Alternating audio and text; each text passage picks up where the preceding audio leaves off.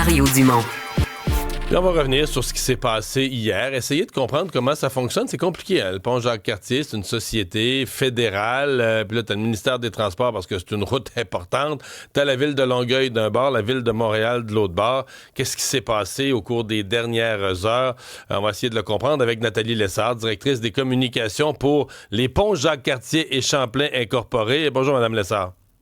Bonjour, M. Dumont. Expliquez-nous, donc, dans la nuit de mardi à mercredi, là, entre le moment où, vers 11h, 11h30, les pompiers arrivent, on constate la gravité de la situation, à quelle heure le pont est fermé, qui communique avec qui décide, qui se fait réveiller? Décrivez-nous le processus. Bien, essentiellement, normalement, la sécurité sur nos ouvrages est assurée par la Sûreté du Québec, mais comme c'était un incendie, c'est vraiment le Service Incendie Montréal qui avait le leadership, si on veut, de cette opération-là, avec les services policiers, puis après ça, avec les donneurs d'ouvrages ou les propriétaires comme nous. Donc, essentiellement, c'était le Service Incendie qui collait les shots en bon français, là, qui prenait les décisions. Et donc, graduellement, ça a commencé, comme vous le disiez, vers 23h30 mardi soir. Donc, graduellement, au cours de la nuit, on a fermé des voies de circulation, tant et si bien que vers 3h du matin, à peu près. Mais donc, est-ce que les pompiers appellent directement votre société, la Société des ponts? Est-ce qu'il y a, vous, exemple, la Société des ponts, est-ce qu'il y a une personne de garde la nuit avec un numéro d'urgence? Oui. OK, donc il y a une personne de garde la nuit? Oui, complètement. Même en com, il y a quelqu'un de garde aussi dans mon équipe, là, donc on assure une supervision en tout temps, un lien en tout temps avec la Sûreté du Québec, avec les services d'urgence, donc ça communique directement avec nous. Et graduellement, donc les voies les plus proches de la Savonnerie, donc celles plus à l'est du pont Jacques-Cartier, ont été fermées. Donc à 3h du matin, il y avait 3 voies de fermées. Et à 6h du matin, le pont était complètement fermé parce que là, vraiment, le brasier était vraisemblablement à son comble. C'était absolument impressionnant.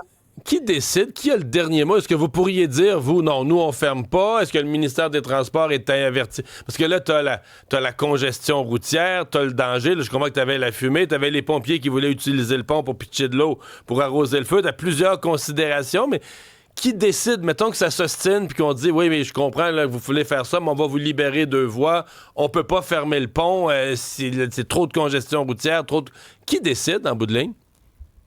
Bien, c'est une question de sécurité d'abord. Même si on priorise la mobilité dans notre fonction, dans notre mission, nous, comme organisation, c'est la sécurité d'abord. Ça doit être la mobilité sécuritaire.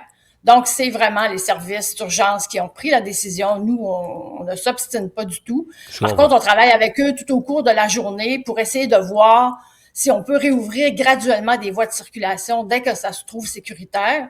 Donc, justement, vers 13h30, on a commencé à réouvrir 2 voies de circulation en direction de Longueuil pour, en fin de journée, là, vers 16h30, réouvrir 2 autres voies de circulation. Donc, pour l'heure de pointe, on était presque à pleine capacité sur le pont. Qu'est-ce qui était le critère sécuritaire ou de non-sécurité numéro 1 pour fermer? Est-ce que c'est la fumée? Est-ce que c'est à la sortie du pont que c'était trop dangereux? Est-ce qu'on craignait parce qu'il y avait du feu proche de la structure? Est-ce que c'était structuré? C'est quoi l'argument sécuritaire qui a fait pencher la balance? On ferme le pont complètement? Il y en avait de toutes sortes, justement. Vous en avez énuméré quelques-uns. Bien sûr, ce bâtiment-là, en fait, l'incendie comme tel n'a pas touché directement la structure du pont. Il n'y avait pas de feu sur le pont, mais le bâtiment était embrasé complètement. C'est comme si on avait une grosse chaussette.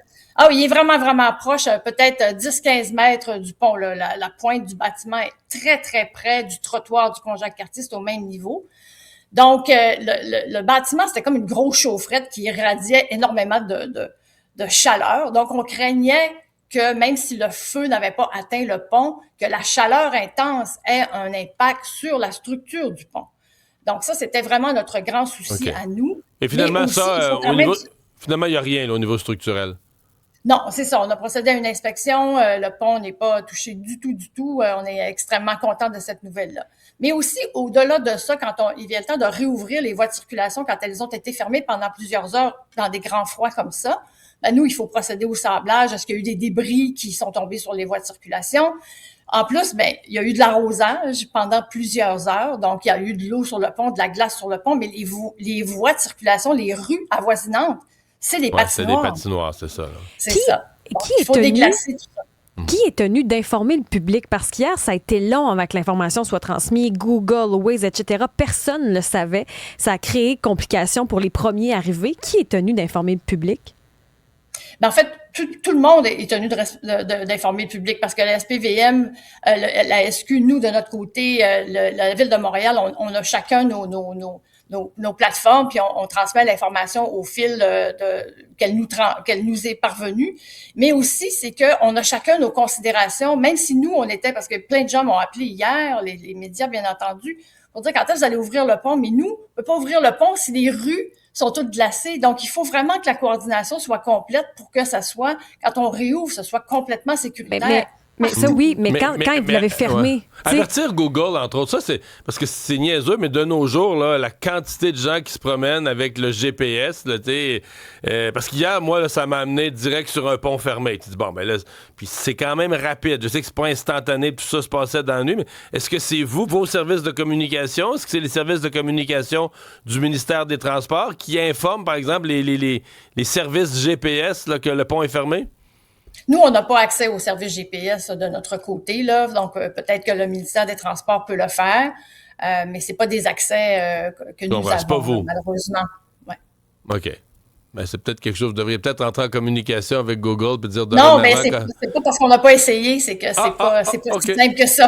C'est pas si simple. Non, je sais. Quiconque veut communiquer avec ces géants du web, là, ils ont des murailles pour pas être dérangés. Voilà. Nathalie Lessard, merci d'avoir été avec nous. Madame Lessard est directrice des communications pour le pont Jacques-Cartier.